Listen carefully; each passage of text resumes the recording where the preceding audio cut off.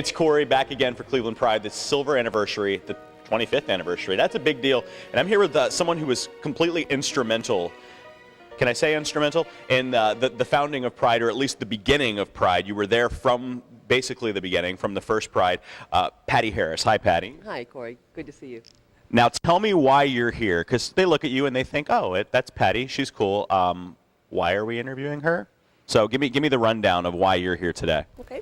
I got to town. I came to Cleveland about the time when the very first Pride began as a business fair, and I attended that as you know, that was one of the things you did if you were in Cleveland. There were maybe 4 events that you attended all year.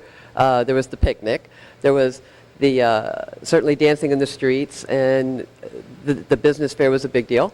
And we didn't have Pride yet. So I think right after I got to Cleveland in '86, it was around the time of '85, '86 was the first Pride, and I bought a lesbian bar called the Nickel, or the 5-cent Decision.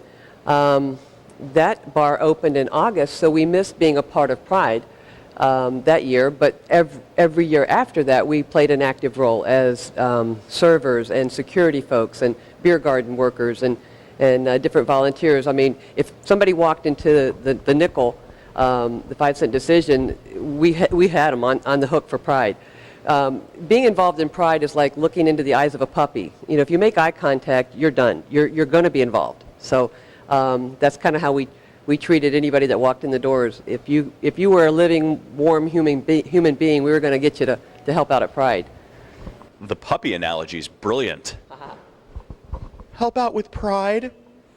Okay, so you also, when I first moved to Cleveland, you know, a lot of cities have what I like to call the gay rag, the newspaper that's specifically for our community.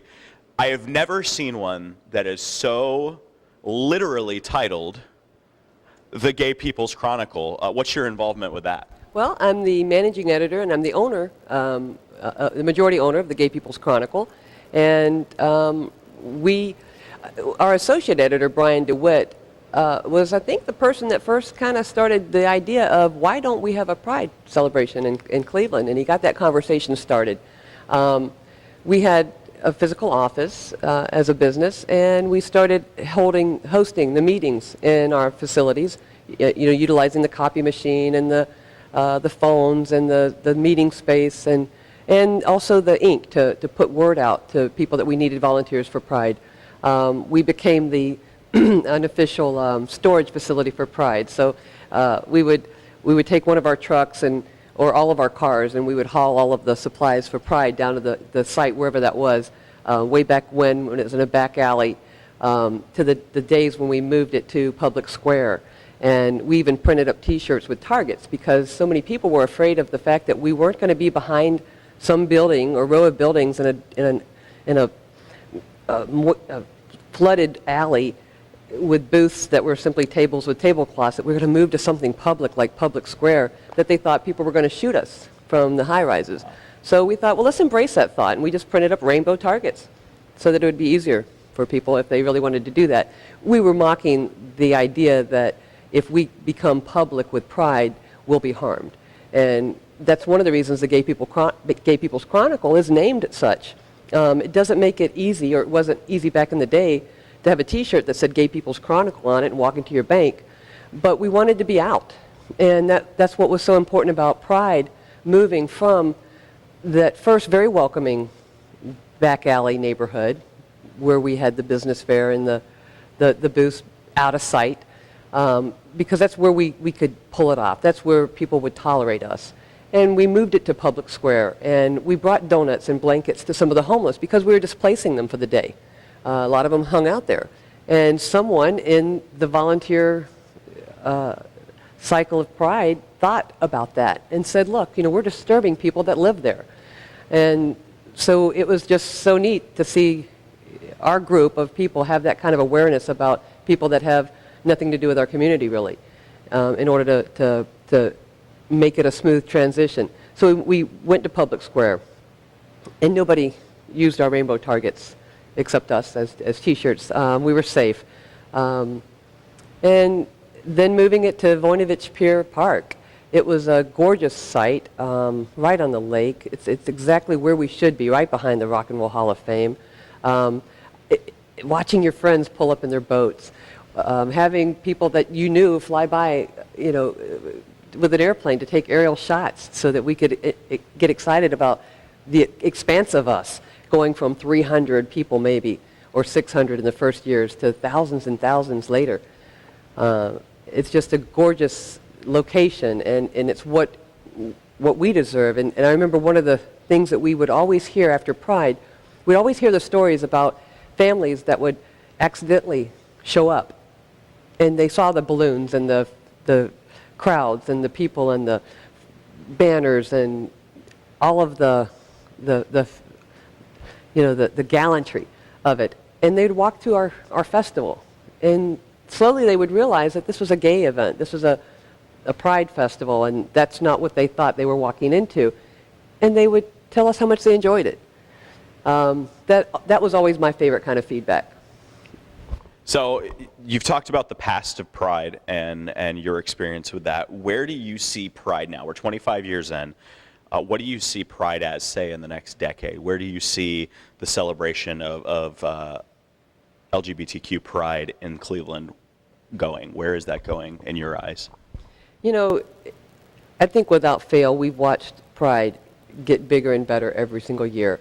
And I certainly don't expect anything less.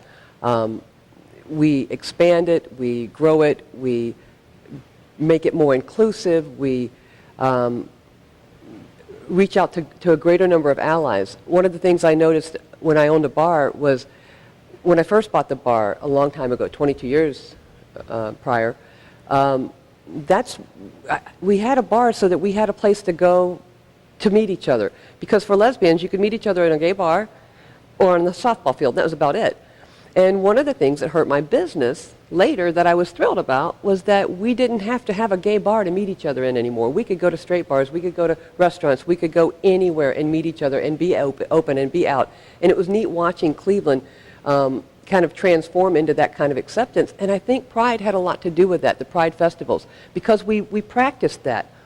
What Pride does year-round, not just for the one glorious day of the festival itself, but year-round, Pride and its volunteers and its organizers work on including others and reaching out to different communities that aren't gay, that aren't lesbian, that aren't bisexual, that aren't transgender, that reach out to communities of color and different allies to make them feel that this is important to you too. This is your community as well. And when you do that kind of thing, you're going to just grow. And the acceptance that I feel as a lesbian in Cleveland has a lot to do with what Pride has done for all of these 25 years. So when you ask me what I think is going to happen in the future with Pride, the door is wide open. It's just going to be glorious, or continue to be glorious. Going back from the days of where Pride was the very first organization that Bonavich Pier Park allowed to serve alcohol, beer. They'd never let anybody serve it before.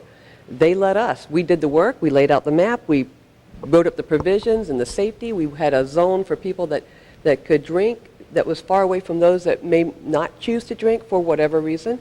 And the success of what we did carried over to where they allowed other festivals throughout the years to do that. So the way that this organization operates is just thrilling because it's a trendsetter in so many ways. I'm just proud to have been allowed to witness it.